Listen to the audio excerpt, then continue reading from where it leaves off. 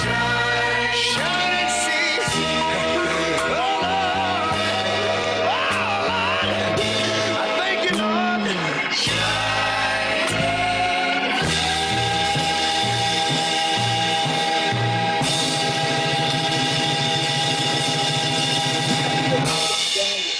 Happy 4th of July. I'm done.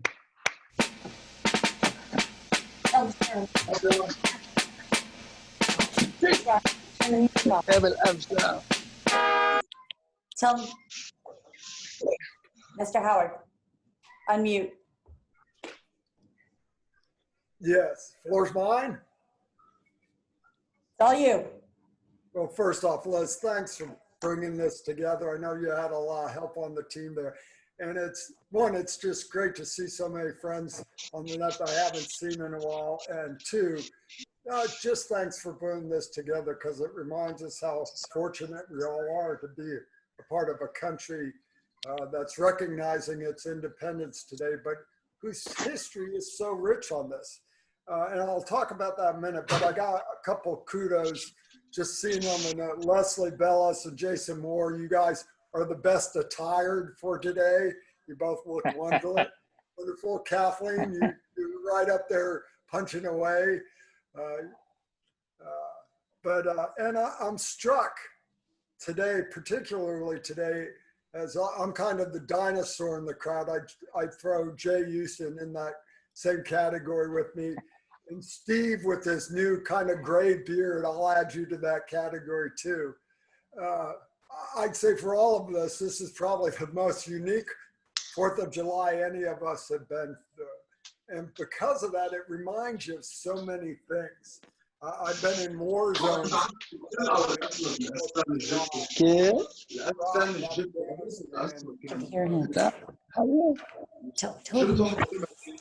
Monique, أسنود.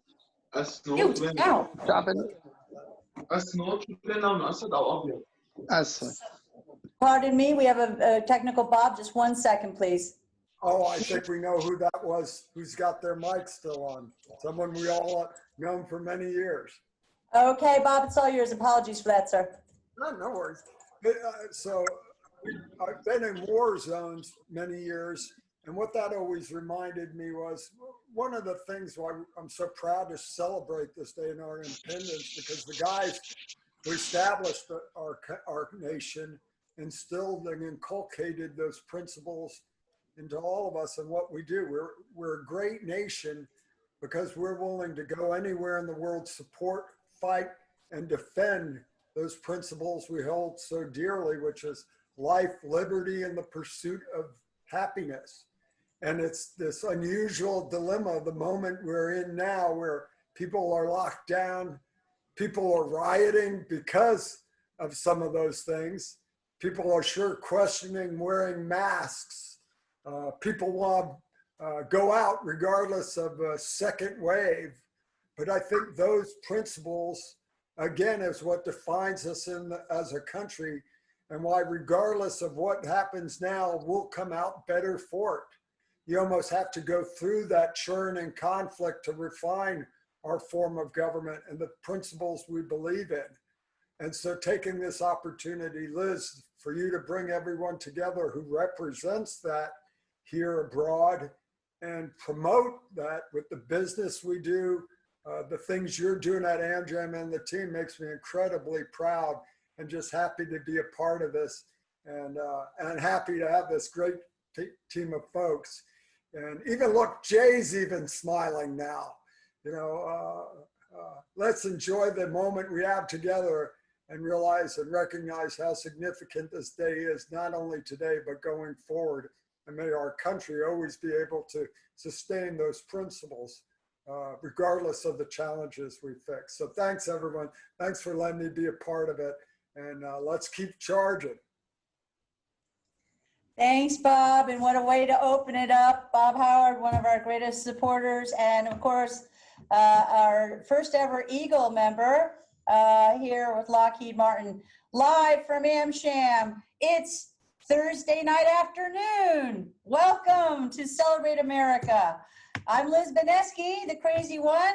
with my two socially distanced colleagues, Zenny and Ali. And we've worked really hard to put together this presentation for you, along with the fantastic folks on the US PAC committee who you'll meet very shortly. Thank you very much. Just as a reminder, it's meant to be fun, but keep yourselves muted for now. Towards the end of the event, we'll have some open mic time.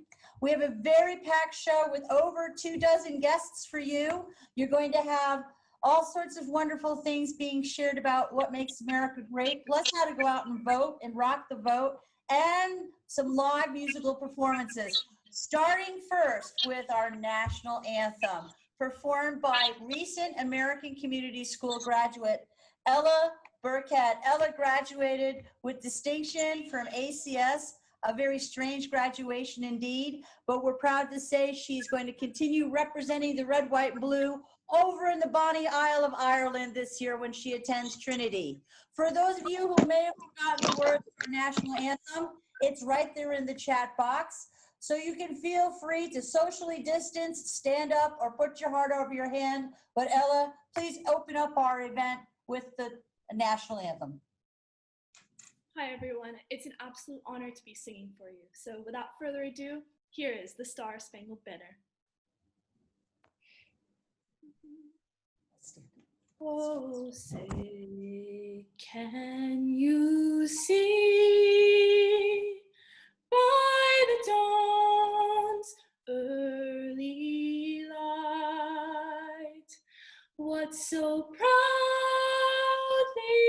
we hailed at the twilight's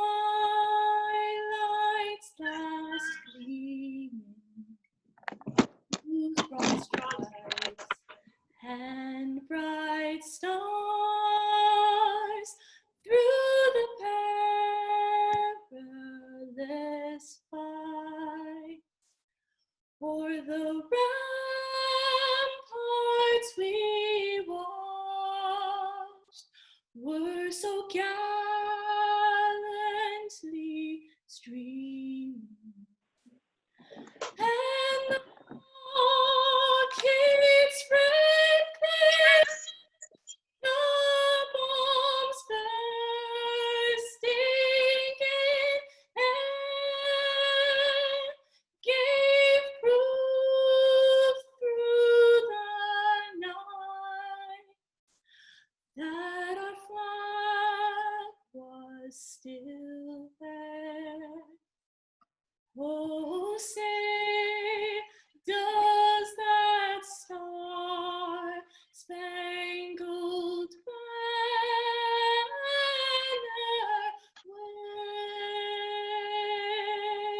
wave o'er the land of the free and the home of the brave?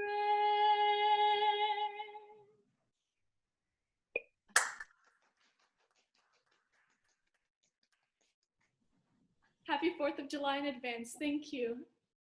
Thank you, Ella. Well done. Hey, Liz, can I just one note? I'm struck every time I think of the American Community School. I was reminded of a meeting I had yesterday with Khaldun Al-Mubarak, His Excellency, the chair of Mubadala, now the bank system and all. He's one of the first grads of the American school. And his wife is too. They met in high school there. It's a small world. Wow. Thank you for sharing, and it shows how community continues, small or large. It's my pleasure to introduce Jason Moore, the water guy. Thank you, Liz. One more thing about Bob. I did a video of him last month. He did 500 push-ups and 150 pull-ups. It's called the Bob workout, Build Our Body workout. I'm sure anyone who's interested, he'd be happy to show you what it's about. Deputy CENTCOM to General Mattis too, and a fellow Naval Academy grad. My name is Jason Moore, co-chair for the US UAE Public Affairs Committee, otherwise known as US PAC. We would love for more members to join. Our 3 pillars: smooth information flow, two-way comms, and a newsletter. Number 2, patriotism. We inspire more participation in U.S. public affairs, innovative events like today, letter writing campaigns, and inside on the Hill news. As an example, we just set up a mailbox at the AmCham office in Abu Dhabi Mall, and it can take American ballots that require postal mail. You'll hear about that later in the call today. Our third pillar, trusted social connections and friendship. Trust is part of the AmCham vision. On that friendship note, I'd like to thank our Emirati friends for hosting us in their country during our special celebration. On the call today, we have Ahmed Khalfan Al-Rumaythi, Khalifa Sultan Al-Kuwaiti, Mansour Khalfan Al-Rumaythi, Masaoud Rahma Al-Masaoud, Nasser Al-Oseba, Saeed Khalid Al-Gargawi, and along with our other Emirati brothers and sisters who are here celebrating with us today. It's an awesome day. This is a fun committee, as Leslie Bayless says, not a fund committee, as Pete Rafferty says. There's a fun committee. For that, let me leave it to my co-chair, Zahir Anis. He's a great friend with an old established family accounting and audit firm called Elliott Group here in Abu Dhabi. Zahir, off to you. Hey, everybody. Happy 4th of July. Happy early 4th of July. Thank you so much for that intro, Jason. Thank you to everyone that's here today. Really, AmCham, annually we host a big gala dinner and an event that's a lot of fun. And of course, this year has been different, and we had to sort of make an audible and make a change. And we at the Public Affairs Committee of AmCham felt that, with our pillars that Jason just mentioned, we should take up the mantle and do something for our community of Americans here in Abu Dhabi, as well as in other places who are connected to AmCham, just to get everyone together and get into the spirit of July 4th. Living off those sort of pillars that we've done in terms of what we said is patriotism, friendship, and doing things where we're connecting with the community and the information that we share. Of course, AmCham is led by a great team that you're seeing here today. But in AmCham, we have the Public Affairs Committee, and our group is made up of a list. I'm going to list them out over here real quickly. Tom Inajonio, we have Ilyas Sayah, we have Kathleen Mystery, we have Mr. Yassin. You'll be seeing also, of course, you've seen Jason and myself, Mr. John McGowan, and Mr. Michael Corbin, who you'll also be hearing from today. And of course, we also have Mr. Gary Rosholt, who will be speaking today. But before we kick things off into the program, it only serves right for us to start off with the AmCham chairman, who I would like to introduce. He is a veteran of the aerospace and defense industry, currently serving as the enabling technologies lead at Raytheon. He's a retired officer, served 34 years as an enlisted officer and deployed in Iraq, as well as the Joint Chief of Staff commanding office back in DC during 9/11. I'm going to hand over to Chairman Jay Houston, and he'll kick things off for us. Take it away, Jay. Well, thank you so much, Zahir. I want to thank Liz and the team for all their efforts in putting this together. I put together a few prepared remarks. On 26 January of 2005, 30 U.S. Marines and sailors were killed when a CH-53 Super Stallion helicopter crashed near Rupa, Al-Anbar province, Iraq, about 70 miles, Jordan. Their mission was to conduct security and stability operations in support of Iraq's free elections to be held on 30 January 2005. The first free elections in the history of Iraq.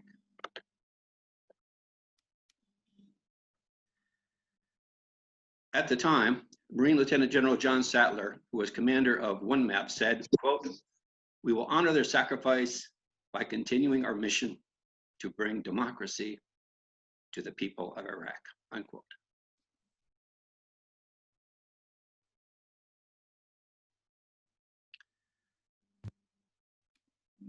As part of a recovery mission,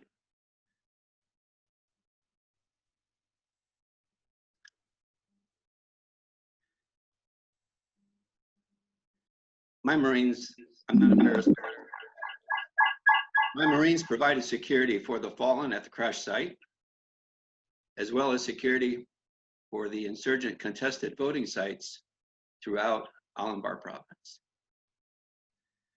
Think about this. Iraq, on 30 January of 2005, had the same two eligibility requirements to vote as in the US, a citizen and 18 years old.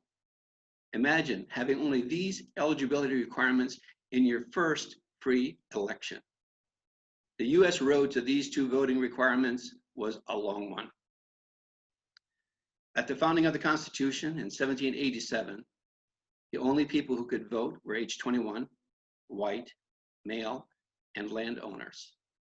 After the Civil War in 1870, the Constitution was amended and you had to be a citizen, male, and 21 years old. In 1920, women got the right to vote if they were a citizen and 21. And think about this. On 1 July of 1971, the 26th Amendment to the Constitution changed the voting age from 21 to 18 as post-Vietnam sentiment grew that service members were drafted and sent to a war without the right to vote. A common slogan at the time was, quote, old enough to fight, old enough to vote, unquote. We have much to be thankful for on this freely to celebrate our independence and our freedom to vote. Thank you.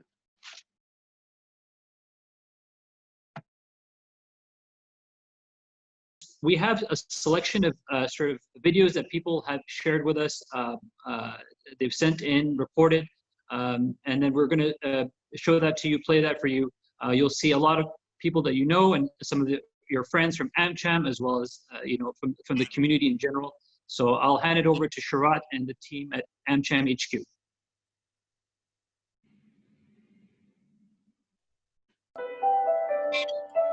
Feel free to turn up the volume on your laptops and phones.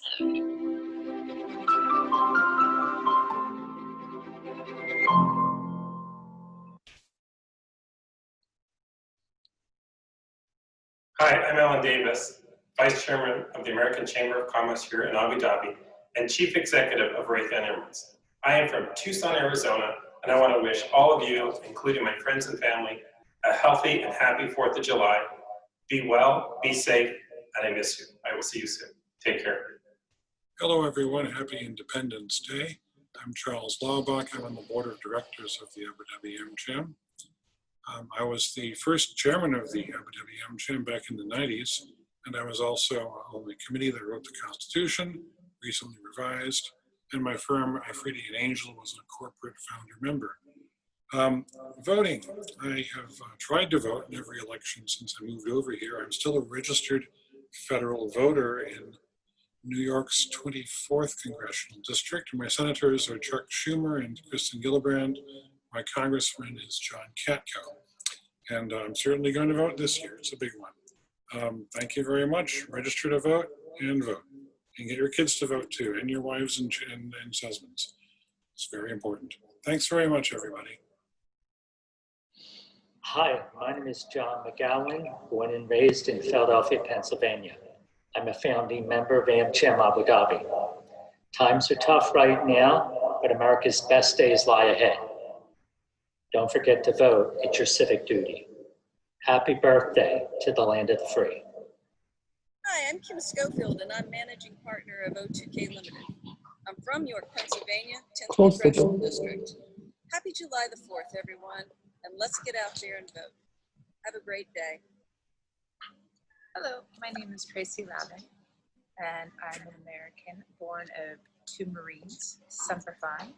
I now live in Abu Dhabi, working for New York University Abu Dhabi. And I just wanted to remind everyone, no matter where they find themselves in the world, to remember to vote and to wish everyone a wonderful Independence Day, this 4th of July. Even in these unprecedented times, let's stay strong and positive. Thank you. Hello, I'm Yassine. I'm a financial controller in Abu Dhabi, UAE. I'm a proud American from the 24th Congressional District in Miami, Florida. Happy 4th of July. Participate, stay engaged, register to vote, get your absentee ballot, go to fvap.gov. Get counted and respond to the census, go to 2020census.gov. And stay safe. Thank you. Hi, my name is Yvette Campbell from New York, New York, voting in the 10th District. I'm a board member of AmCham Abu Dhabi and the Institutional Advancement Director for the American Community School of Abu Dhabi. Wishing you and yours a very happy 4th of July. Hey, it's Zahir Anis from Dallas, Texas, USA. Today I'm in Dubai, United Arab Emirates. I live and work here in United Arab Emirates. I'm with Elliott Group UAE, and I'm involved with AmCham Abu Dhabi. A special happy 4th of July and happy Independence Day to all my fellow Americans here in United Arab Emirates, or abroad, as well as back home. And on this special day, I just want everyone to encourage everybody to get registered to vote. Hi, I'm Elias B. Sayah. I'm a proud founding member of AmCham. It is a great organization to be affiliated with. I'm a registered voter at the city of Warren, Michigan, Macomb County. I want to wish you all a happy 4th of July. Please kindly register your vote and cast your vote. Ciao, ciao. Hi, my name's Jason, the water guy. I'm from Charleston, West Virginia, but I'm voting in District 6 in Florida. I'm very happy to celebrate our 4th of July Independence Day here from Abu Dhabi. God bless America.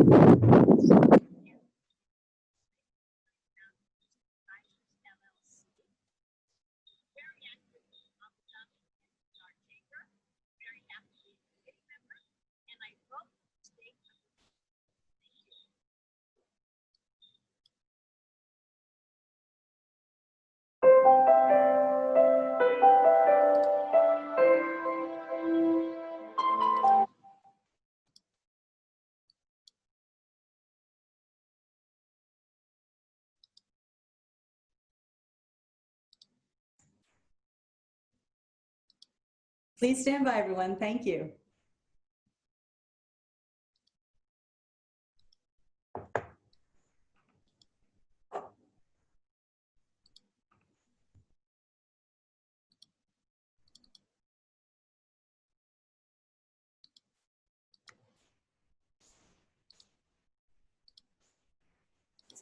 God bless America. Greetings, fellow citizens. Dr. JP here. I just want to tell you happy July 4th. I am here in Abu Dhabi working, as I'm sure a lot of you all are. My wife and kids are over in a little beach town on the North Carolina coast called Wrightsville Beach. Absolutely lovely. We've been going there for about 50 or 60 years, and it really is a special place, and I miss it terribly.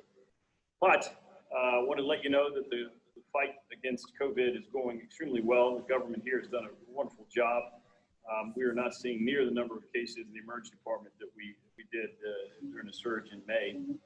And we just need to keep on keeping on with mask and being smart and distancing and respecting your fellow citizens. But shout out to July 4th. Also, I want you to get out there and register to vote in a very important election coming up this November, and everybody should participate. But best to you and your loved ones on this July 4th holiday coming up weekend, and hope you have a great one. Cheers.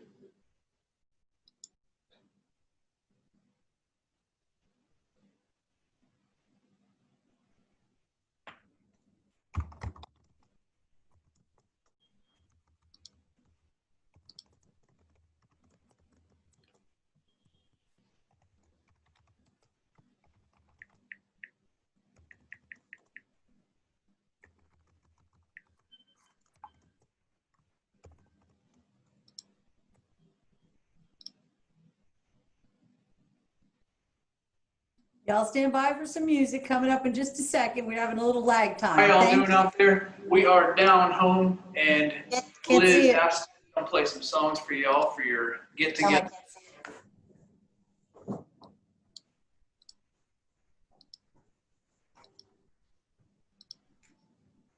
it. Here we go. How y'all doing out there? We are down home, and Liz asked us to come play some songs for y'all for your get together online, but unfortunately we're just as locked down as you are, so we can't get together with y'all. But we're going to record a video of us playing some songs. We are the Middle East's #1 country band. Watch out. By default.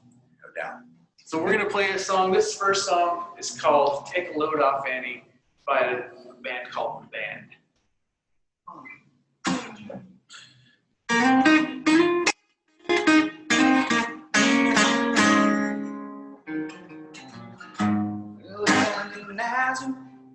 Was feeling about half-past it. Just need some play. I can lay my hand. Hey, mister, can you tell me where a man might find a bed? He just grinned, shook my hand. No was all he said.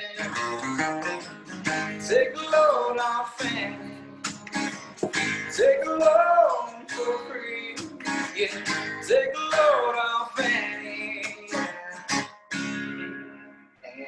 And put the load right on me. Yeah, right on me.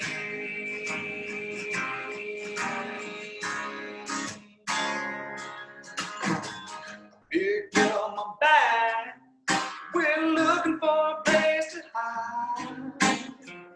We're so old, Colin and the devil, they were walking side by side. I said, hey, Colin, come on, let's go downtown. She said, well, I gotta go now, but my friend can still go around. Take a load on Fanny. Take a load for free. Take a load on Fanny.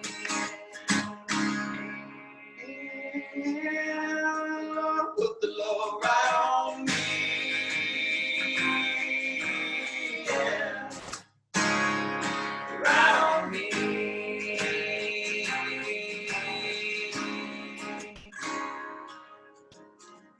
Go down, Miss Moses. Ain't nothing you can say. It's just all Luke's waiting on Judgment Day.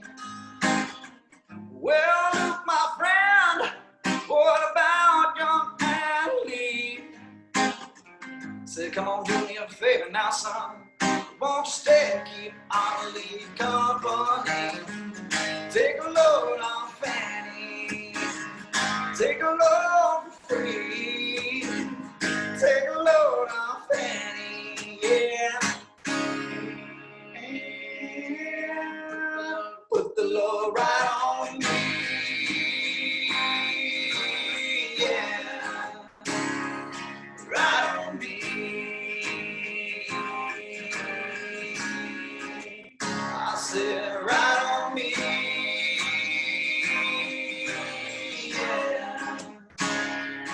Right on me. Get it.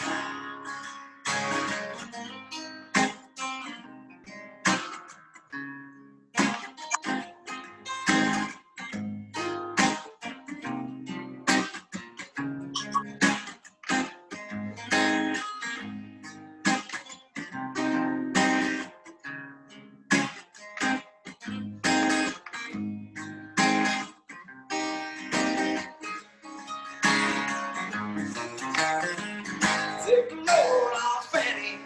Come on. Take a load for free. Take a load off Fanny. Yeah. And put the load right on me. Yeah. Right on me.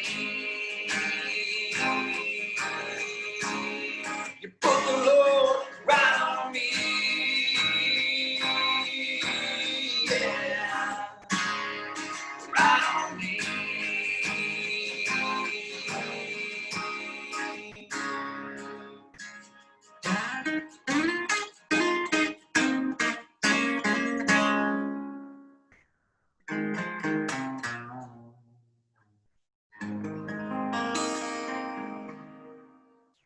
right, we hope we all liked that song. We got more for you. Yes, indeed.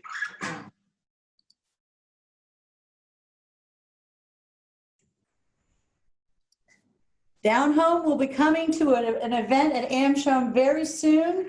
So don't worry if you enjoyed that. There's more in this program. Take it away, Jason.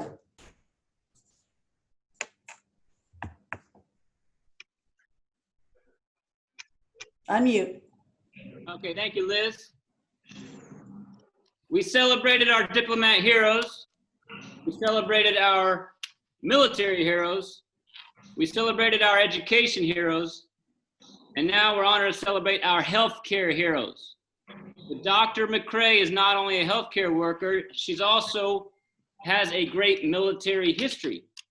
Monique McCrae is a consultant emergency physician at Cleveland Clinic Abu Dhabi. She's also the co-founder of Teen UNME, an educational service that helps students become the most competitive for university application. She grew up in Denver, Colorado, and served in the U.S. Navy as a naval flight surgeon. Dr. McCrae, off to your inspirational speech. Please unmute yourself.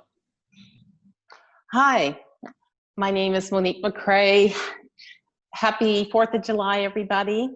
I want to talk about my experience as an American, and I would say that my beginnings as an American began with, of course, my parents.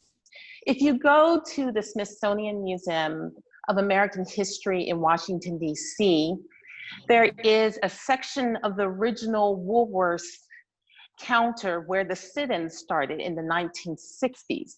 These sit-ins were started by four college students from North Carolina A&T University.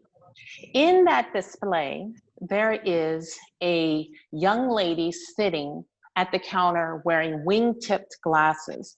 She is sitting with her lips pressed tightly together while a hauling mob of white men and women are behind her.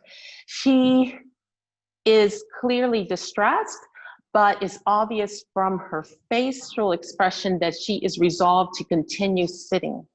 That person was my mother.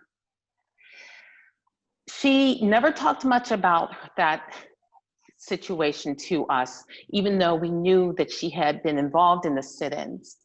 We knew, as many people know, of people who have been through and survived traumatic experiences, that pushing her to pull those experiences forward may have painful and unintentional consequences.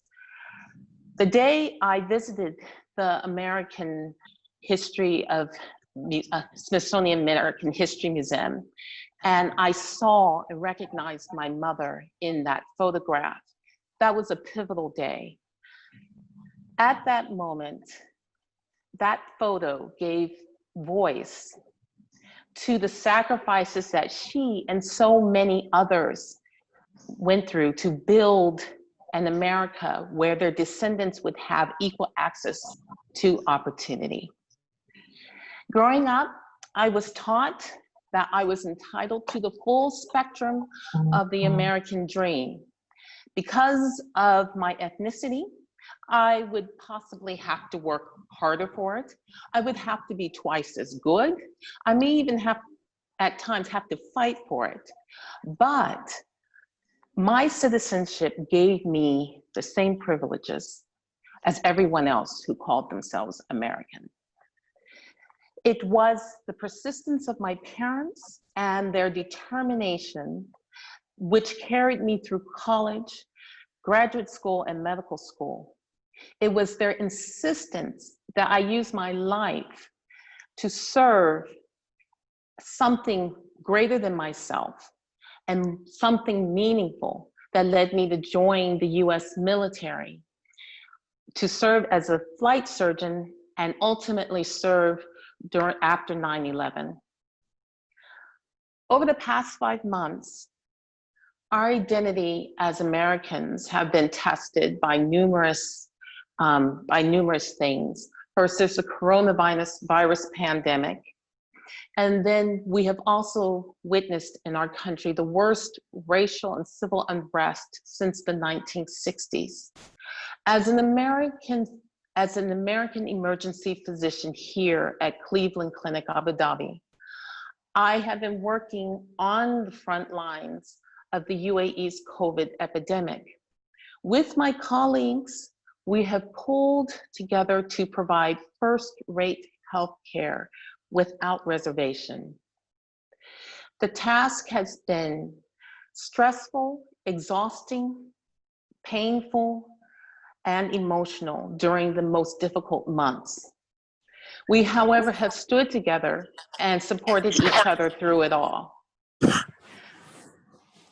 The first time I heard the media refer to emergency physicians and frontline physicians as heroes, it was surprising because I was thinking, well, this is risky, but this is our job. Then I remembered the photo of my mother sitting at the lunch counter. It was the role she also chose at considerable risk to herself. It was her belief in herself, her community, her country, and the future of her country that made her follow through. She knew what I also know, that as an American, I have the privilege and obligation to stand and serve whenever and wherever there is a need. In November, we have a chance to serve by exercising our right and privilege to vote. Scores of people have fought, suffered, and died to give us this right. If you are not registered to vote, please immediately register. It is our right. We must use it. Thank you. Thank you so much, Dr. McCray. Okay, thank you so much, Dr. McCray. That was really inspiring to hear, and also hammering home the important message of why we all need to participate in our election and our democracy. I want to introduce Mary Corrado. Mary Corrado is a long-standing member of the UAE American community here in the UAE. From 1997, Mary has been active in promoting education and nonprofit organizations in Abu Dhabi. She founded and served as a country director of Ahmed East here from 1996 to 2016. Mary was also a founding member and former board member of AmCham and initiated the Arts and Culture Committee, where she continues to participate. Mary has recorded a video to share with us, and we'll play that for you now.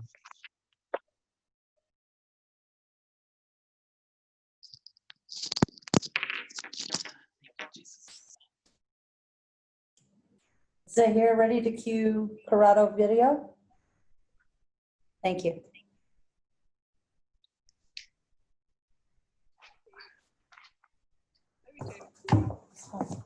Volume issues on Corrado video? Good afternoon, ladies and gentlemen. My name is Mary Corrado.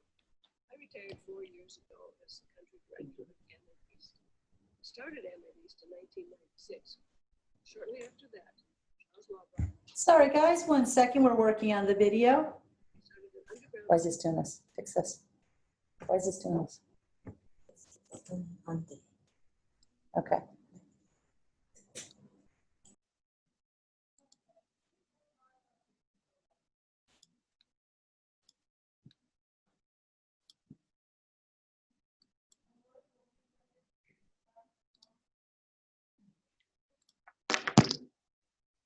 Stand by, please. Thank you. If y'all want to break out into song, it's okay. We'll allow it.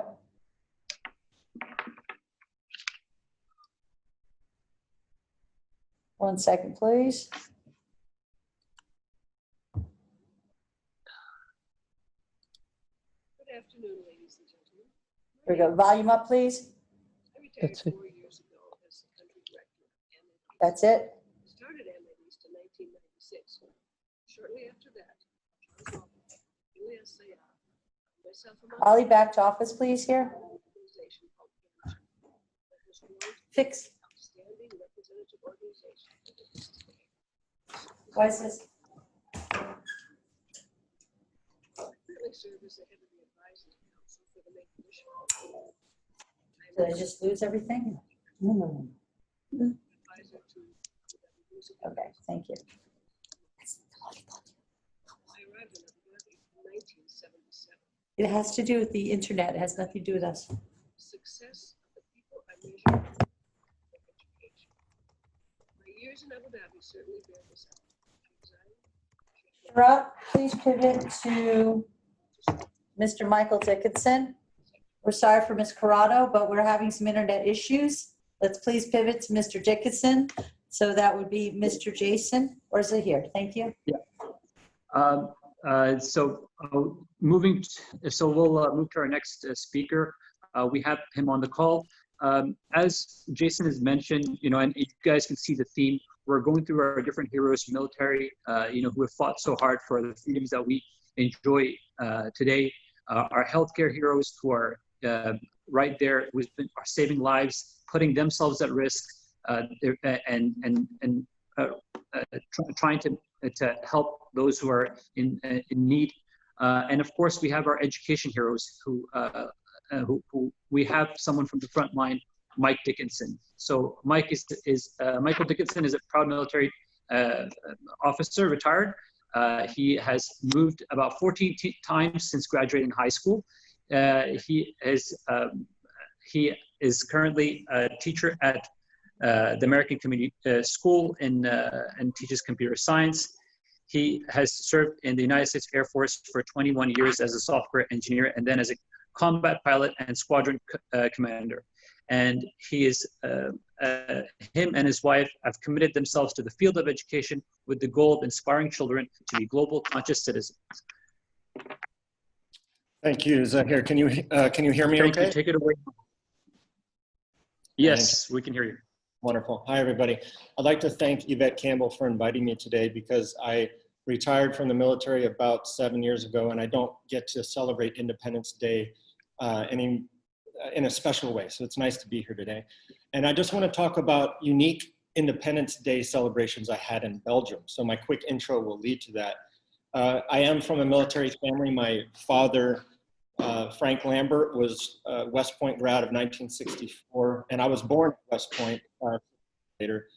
And we moved all over the world, and we loved it so much. And unfortunately, I still love moving every 3 years. It's hard to get that out of my system. After university, I served in the Air Force for 21 years, eventually as a squadron commander and pilot.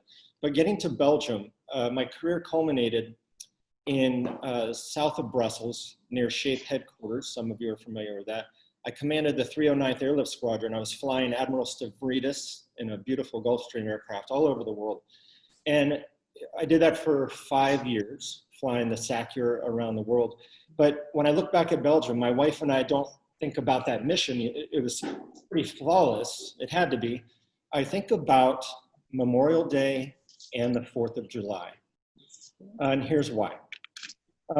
Belgians don't celebrate the 4th of July, but the local citizens and the veterans would reach out to me as the commander of a unit to organize B-17 and B-24 crash site memorials. Sometimes they were newly found, and I would be the one they would call. So every Memorial Day and 4th of July, I would travel and I would meet Belgian citizens from World War II, survivors.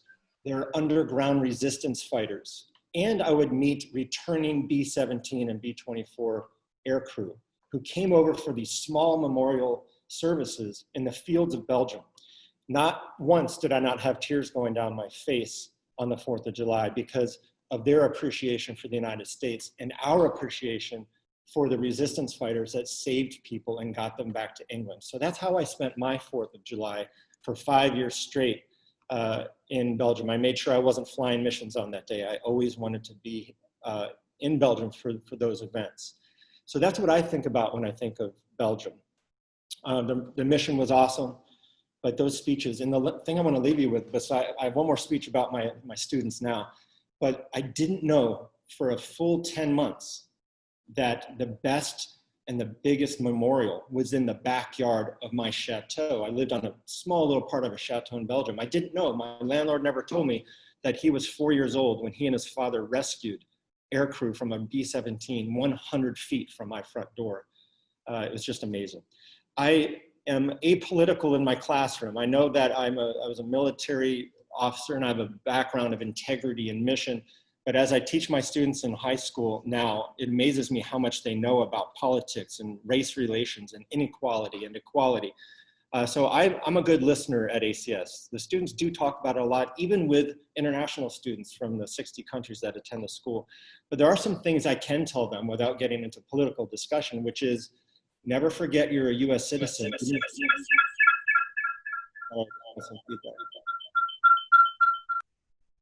I always tell my American students, never forget you're a US citizen, even if you've never lived in the country or if you live abroad, because you will end up there someday, whether for university or to live. If you don't like the way things are going when you turn 18, start voting. If you love the way they're going, keep voting. It doesn't matter what state you're from. And I push that hard, but I don't really talk about who they should vote for. I talk about how important it is, and they seemed pretty pumped. I believe the students leaving this community will be voters in the United States. And anyway, I want to thank you for the invite, and this reminds me of Belgium and all those wonderful ceremonies where we recognized resistance fighters and US aircrew from World War II. Thank you very much.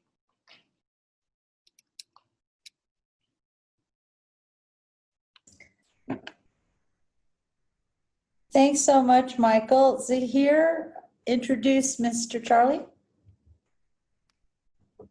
Yes, just if you give me a moment, I'm just trying to pull out his bio. Thank you, sir. We are live, just like Saturday Night Live on television that you're seeing from the States. And we pulled this together despite none of us being able to meet with each other. So hope y'all are enjoying. Ready to go. So Charles Kessenbaum is also, let's say, a veteran of these parts here in UAE. He's lived in Abu Dhabi and Dubai for a total of 8 years, and he was actually the commercial counselor for the U.S. Foreign Commercial Service for the diplomatic mission over here. Charles has worked as an officer in Iraq, as well as in Riyadh, in Jakarta, Indonesia, and he has counseled the World Bank and conducted advocacy support for firms within the World Bank. He's one of the sort of longstanding, like OG members, if you will, from AmCham, and he also has stories that he can give you from his time as working for news reporting in Damascus, Syria, as well as at the time of the boycott of the 1980 Moscow Olympics. So Charles, thanks so much for being here with us, and I'll hand it over to you.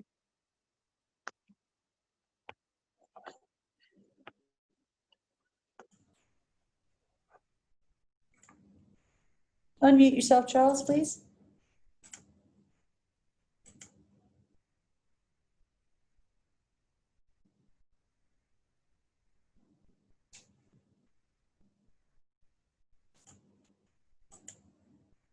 Charlie, are you having issues? Can we assist? You are on mute.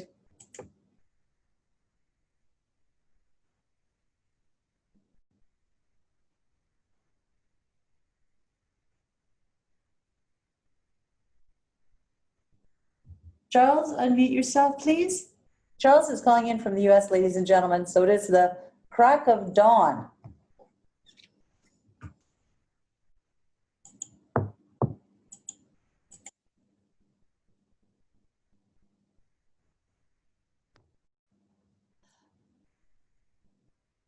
Well, while we're waiting on Mr. Charles, Zahir, I'd like to offer the floor to Mrs. Mary Corrado. It seems we've got her live.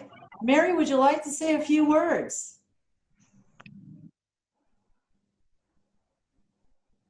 Just unmute yourself, Ms. Mary. Okay.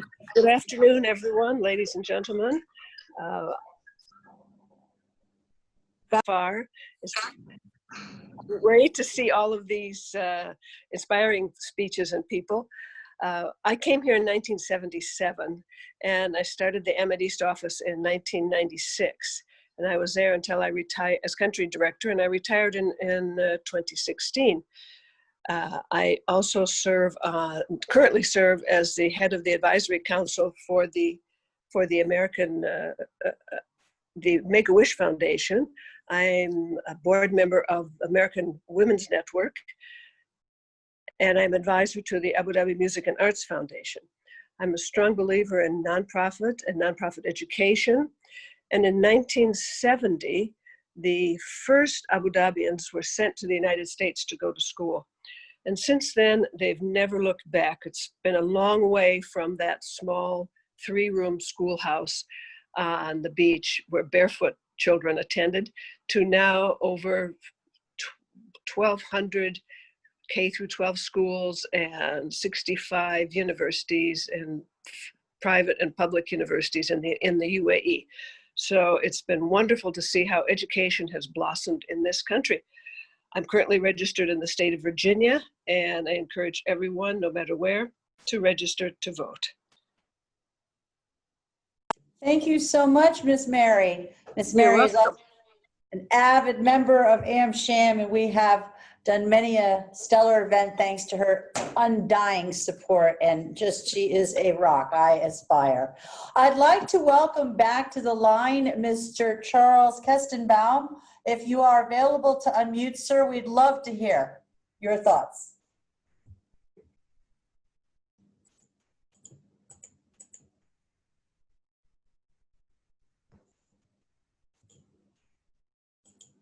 Okay. Well, if we're lucky enough to get Charlie back, I'm sure we've got some agility within it all to get him back online. But right now, we'd like to bring you another little treat. This one's a US UAE tie from the band Down Home. Cue Down Home video 2, please. Another song for you here. This is a Down Home original. It is about life in Dubai, and it is called Country Rich, Dubai Poor. And before we play it for y'all, we want to say a big happy 4th of July, big tip of the hat for all the Americans out there celebrating Independence Day. So this is Country Rich, Dubai Poor by Down Home. You can find this song on Spotify, Apple Music, Amazon Music, YouTube, all the places. All the good stuff. Yeah. Okay. Good deal. Let me get this harmonica straight here.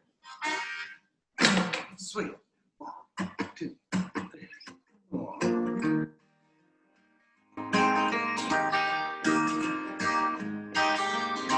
Outside my window, yachts are floating in the sea. The best I make is taking 5 cleaners every week.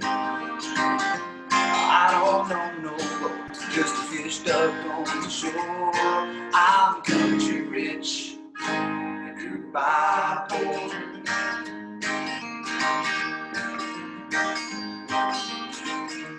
I ain't proud, but I guess I got to come clean.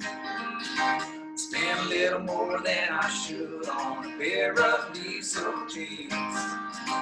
My pockets ain't so deep that the cash drags on the floor. I'm country rich, Dubai poor. Them boys back home still bounce from check to check. I'm burning through cash like a Camel on a cigarette. You won't see me blowing smoke on the cover of Forbes. I'm country rich, Dubai poor. There's no oil to my bloodline, there's no title to my name.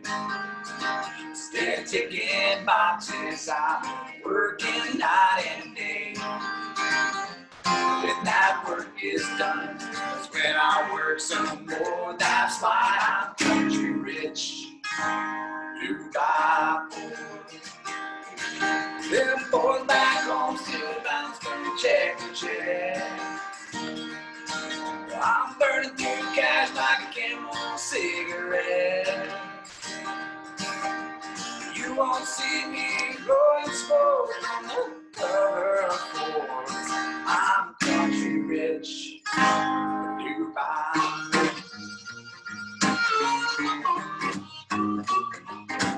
Every day when I wake up, it's on saying up, work on it.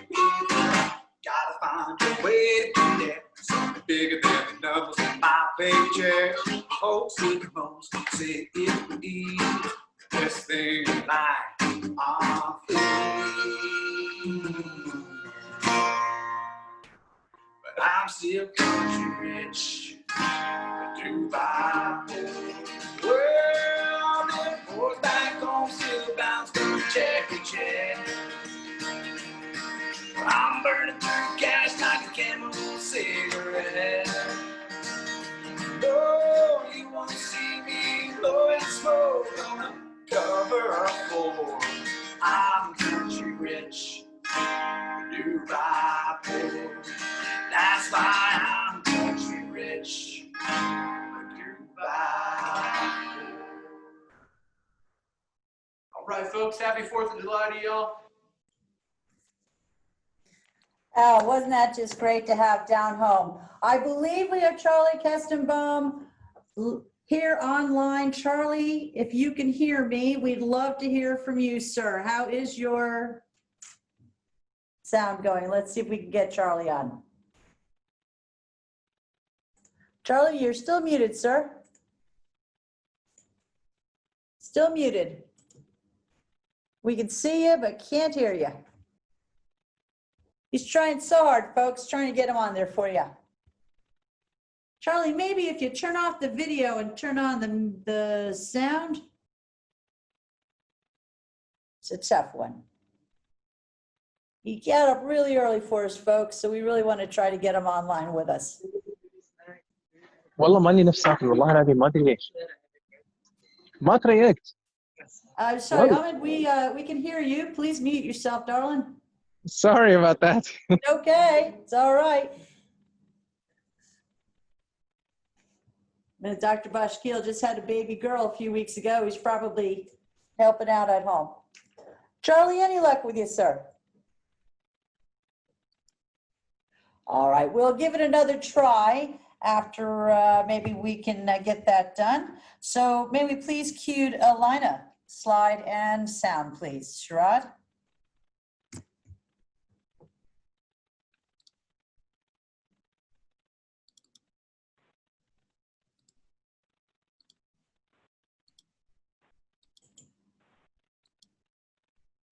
Hi, I'm Lieutenant Elena Tibinelli, Surface A little Warfare louder. in the United States Navy Reserve Force. I'm a 2011 graduate of the United States Naval Academy and a 2020 graduate of the United States Naval War College. Today, I continue to serve out of uniform in the United Arab Emirates as a consular officer at the U.S. Embassy. I have dedicated my life to service because I truly believe what our country stands for: freedom and democracy. I have had the privilege to serve our nation while working and living abroad in more than a dozen countries. While away from home, I have gained a greater appreciation for what we stand for as a nation. A place where people can feel safe expressing their individuality, their beliefs, promoting their values, and standing up for what they believe in. While people may be Democrats or Republicans, believers or non-believers, natural born or foreign born, we are all Americans. We have the privilege of celebrating our independence annually on the 4th of July. Furthermore, we have the responsibility of electing our government officials. I would like to introduce my colleague, Ravi Kanaria, who will be able to talk to you a little bit about how to register as an absentee voter, but more importantly, how you can vote. Thank you for voting and happy Independence Day. Ravi, the floor is yours. Hi, everybody. My name is Ravi Canaria. I'm a vice consul at the U.S. Embassy. First of all, a big thank you to all the organizers. This has been one of the most fun events that I have been to in my time here in the UAE. Everything from country singers to stories about heroism and civil rights. I think it really just represents the rich tapestry that is the United States. Just very quickly, in terms of me and my story, I'm actually the son of Indian immigrants. My parents were both born in India. My father actually had a business in India, and when the business failed, he and his brothers ended up moving to the US. They started over from scratch, and by working really hard, they were able to make a life for their families. And today, their child is representing the United States. And I think it's just a great story about the opportunities in our country and why it's so important that we all do our civic duty to vote to make sure that we can keep the US the country of opportunity. So that being said, we've heard a lot of really inspirational stories. We've heard about the importance of voting. And I'm here to basically get to the logistics and the rubber of the road and how do we actually do it. So I'll make sure to just explain a little bit about the process, and I'll leave some time open. If people have questions, we can explore more things. First thing I want to mention is that if there is only one thing that you will remember as a result of this talk, it is the following. So please pay very, very close attention. And that one thing is fvap.gov. That is fvap.gov. Okay, if you don't listen to anything else, remember that website. That is the website that explains everything you need to know about the voting process.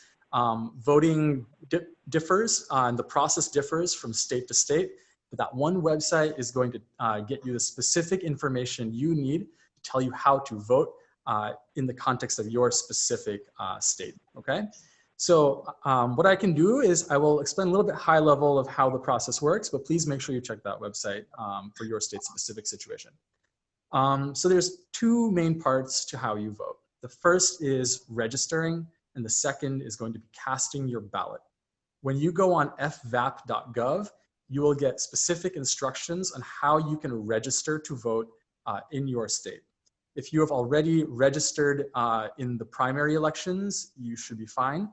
But keep in mind for the future that you have to register every year, even if you've registered and voted absentee in a previous year. Once you perform your registration, which happens by sending to your state voting office something called the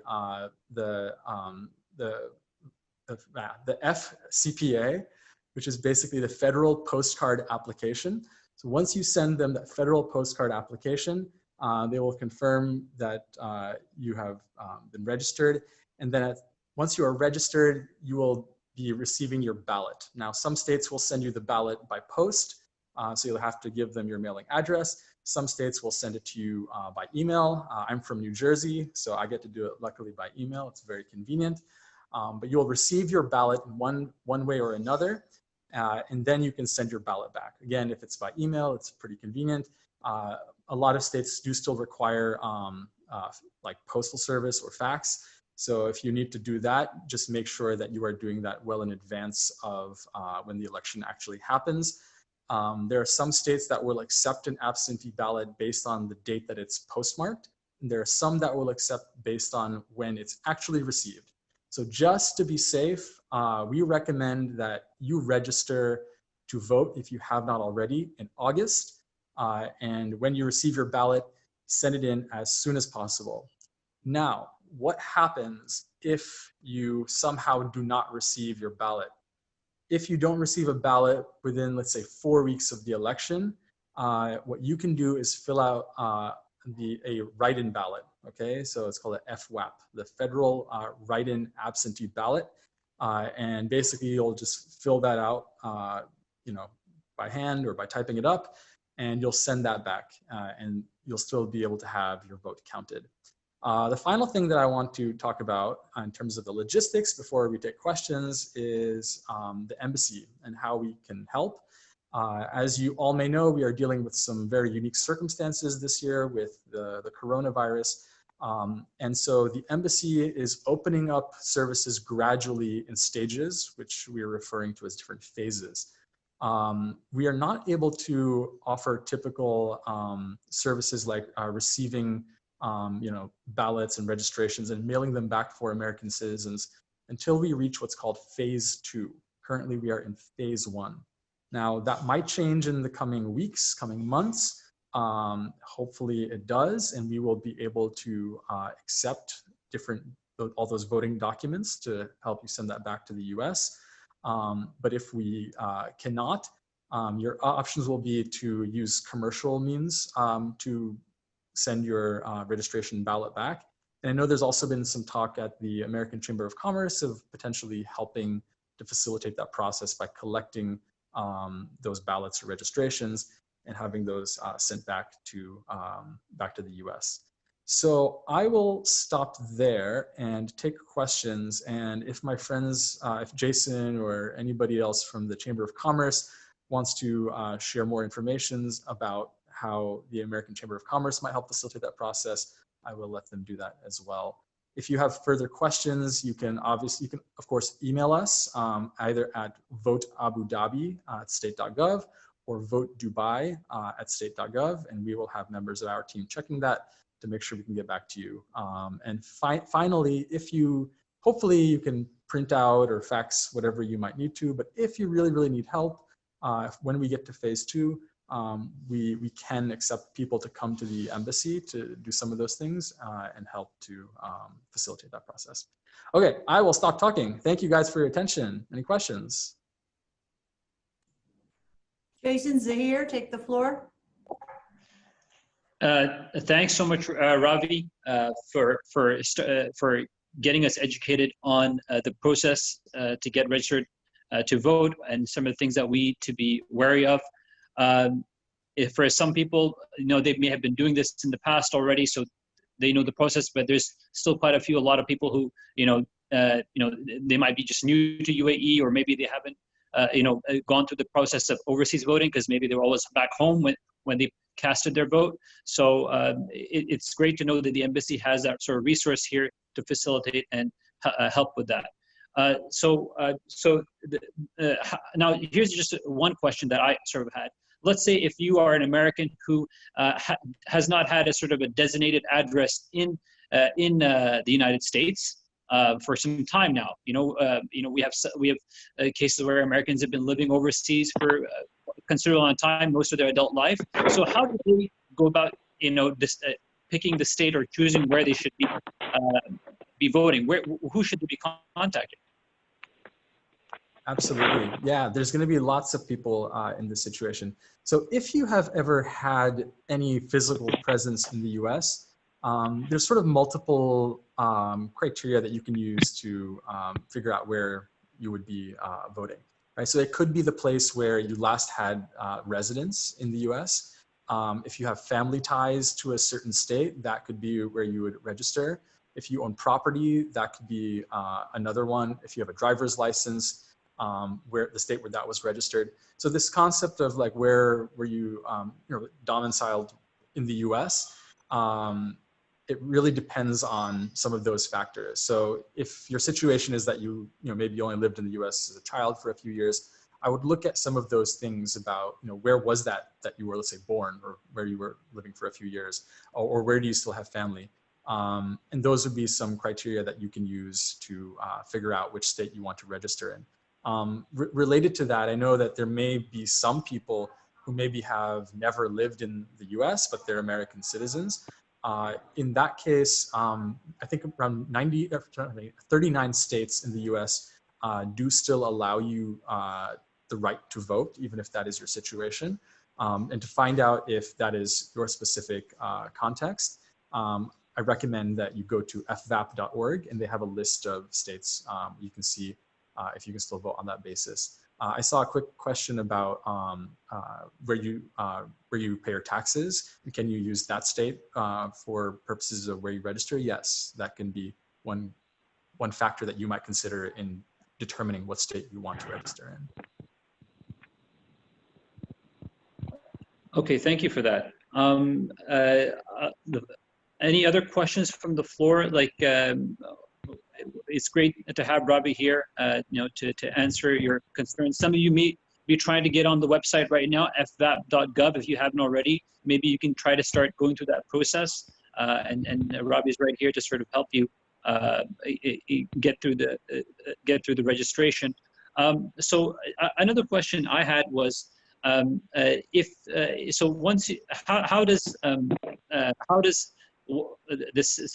what are the deadlines that people should be aware of, like in terms of, because being overseas, like, and what if you do miss those deadlines? Yeah. So the most important advice I have here is to work off of the guidance of the August deadline to register to vote. You know, every state might have slightly different sort of requirements, but if you send your registration by August, you'll be very safe in terms of meeting any deadlines back in the States in terms of when that should be received. In terms of like deadlines for when the ballots actually go out, that's going to depend on each state's situation. But I think if you haven't received something around a ballot around a month before the actual election, that's when you want to initiate the process of the write-in ballot. Okay, thank you for that, Ravi. We have a question here from Yvette. If you vote in a state, does that make you subject to the state's income tax? I would recommend that you consult an accountant on that question. I just know from personal experience that it could have implications, but you know, at the embassy, we're not versed in accounting law, so I recommend you talk to a tax professional on that question, but it could have implications from my experience with that issue. Sure, thanks. We have a question from Jody. This is a bit, okay. So Jody says, my state sends me a full ballot, both state and federal elections. Do I protect myself from state income tax liability if I only vote for federal offices? No ballots are secret, so no one knows which offices you have voted for. Okay, oh, she's answering the question, great, okay. Thank you. There you go, thanks Jody. Another sort of thing, you just mentioned the write-in ballot. So how does that sort of work with so let's say, you know, missed the deadline or you didn't receive a ballot. Okay, now it's September. How can you do that? So you can go online and you can print it out. And then you can, once it's printed out, you can just fill it in. And then you can send it back to your state, either by post or if they accept, you know, another method, you can do that as well. But just how do you get it? You can print it out and then fill it out. So I think the main thing people need to know is to get onto the frap.gov site, and a lot of the state requisite information in terms of deadlines and when you need to submit stuff is already there. And for most people, they should know this is for you'll have also the deadlines for the state election as well. So if you should be participating in that, you have those deadlines also there. For primary deadlines are also mentioned there. So it's quite a resourceful website. Ravi, like so, just as I think team is on the call. I don't know if there's any other questions here. If people want to speak live or ask anything to Ravi live, he's here with us. And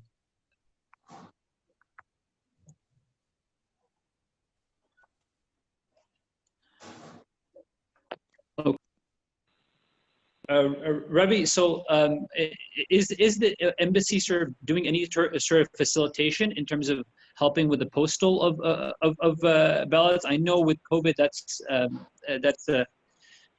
a bit tough. So just want to know if there's something that the embassy is doing to facilitate sending the ballots over. At the moment, we're not. That could potentially change based on you know, how the situation improves. In a normal situation, if people wanted to come by the embassy to drop off their registration or their ballot, they could do that, and we would be able to then send it back to the US. And the way that, if in the future things change, if people want to do that, they can come into our embassy, but they should make sure that the envelope that they're putting the documents in is open. It'll be checked by the guards when they enter, then they can seal it. And they will come into our waiting room, and when you know, their number gets called, you can come up to the window and actually give us those documents. But as I shared before, because of the coronavirus, we have limited entries right now into the embassy, so that is not a service that we are providing. but I recommend people to check our Embassy Abu Dhabi Consulate Dubai websites. We do have information on there as well about voting, and should things change, we would update that information, communicate that out to the American citizen community. Hey, everybody. Also, if you need to mail your ballot, and go to any of our U.S. Public Affairs Committee members, and they'll give you a map of which states required to mail in the ballots and which states can fax or email the ballots and registrations.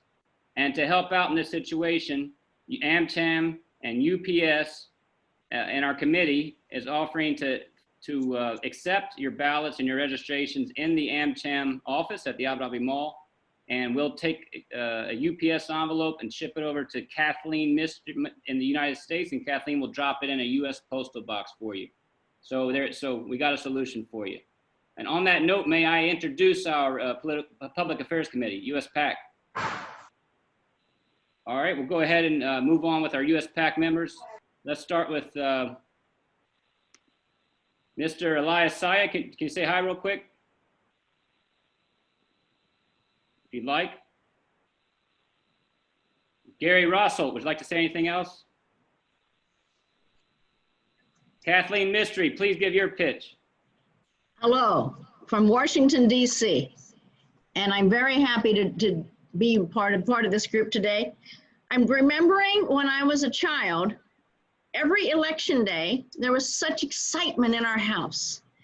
And we all just ran around. I, of course, couldn't vote being in grade school, but everybody was excited because it was a privilege to vote. If you had a broken leg, you'd get to the polls. It was wonderful. And I haven't lost that excitement to vote in our wonderful country. Because when we elect somebody on Tuesday, we have the privilege of having a government that works on Wednesday. So we're very, very lucky to have such a wonderful country to live in and to wherever we are. And I just hope that you all vote and take a neighbor to vote.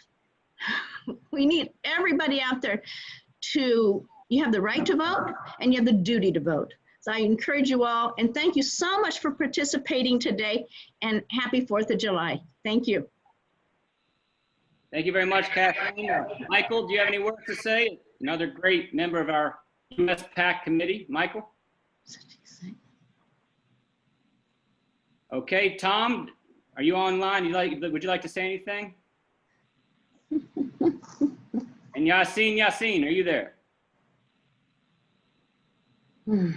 Okay, thank you all for all the committee members for your strong teamwork and support getting this moving forward today. And I'd just like to close out the US PAC from my side, pitch with saying everyone's welcome to join the US Public Affairs Committee if you have an interest in an exciting, fun time participating in our US diplomacy and relations between the US and UAE. Is that here? Yes, so just really thank you to all our speakers. You know, as this event has gone through, like just listening to stories from our military, you know, generals and you know who served for the freedoms that we enjoy today, to the healthcare workers who, you know, I think here in UAE we're almost working towards. We have some hospitals that have achieved COVID-free, so that's a great achievement, and we really thankful for what they're doing, to putting their lives on the line, and for those in need. And then, of course, our education, people who are in education, who are trying to do their very best with the difficulties, trying to use technology as best as you can to make sure that you're not just conveying coursework to people, but also trying to develop the next generation of leaders and contributors to our society. So thank you everyone as well who's been on this celebration with us today.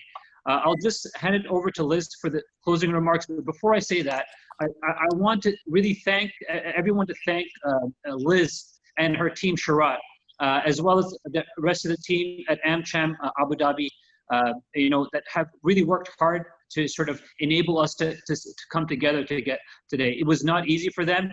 And the PAC committee and everyone here today, thanks Liz and the whole team for putting it all together. Thank you guys so much for everything you do.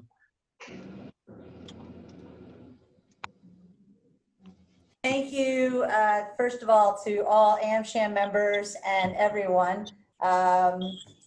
Today turned out a lot better than I expected. When we first put it together, I was a little worried, but we've all learned how to adapt. And apparently, if Michael's retires, I could be running Saturday Night Live.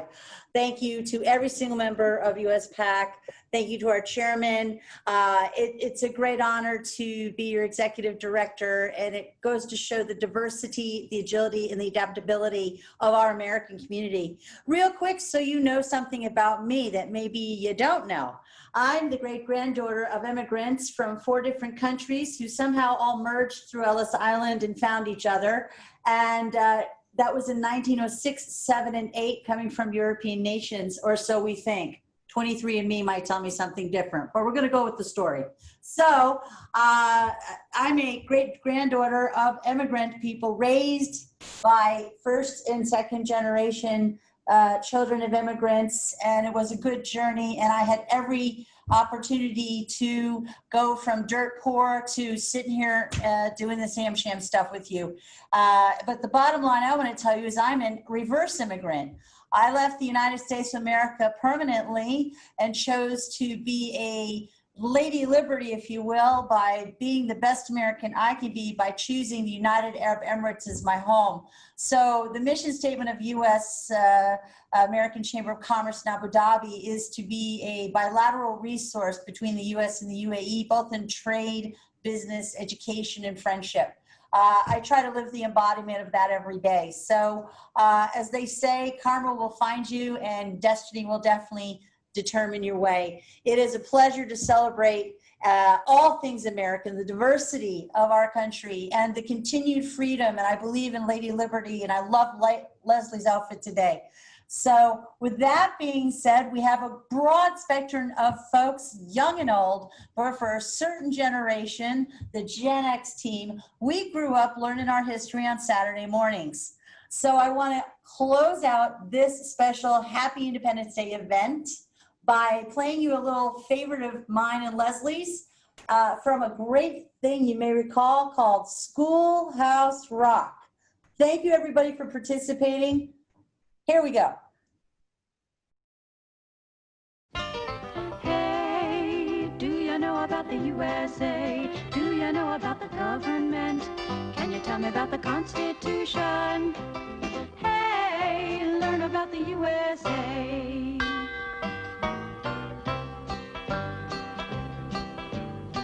In 1787, I'm told our founding fathers did agree to write a list of principles for keeping people free.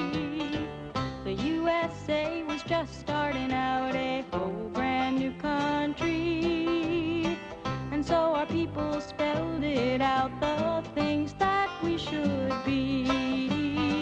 And they put those principles down on paper and called it the Constitution. And it's been helping us run our country ever since then. The first part of the Constitution is called the Preamble and tells what those founding fathers set out to do. We the people, in order to form a more perfect union, establish justice, ensure domestic tranquility, provide for the common defense, promote the general welfare, and secure the blessings of liberty to ourselves and our posterity, do ordain and establish this Constitution for the United States of America. In 1787, I'm told our founding fathers all sat down and wrote a list of principles that's known the world around. The USA was just starting out a whole brand new country, and so our people spelled it out. They wanted a land of liberty, and the preamble goes like this. We the people, in order to form a more perfect union, establish justice, ensure domestic tranquility,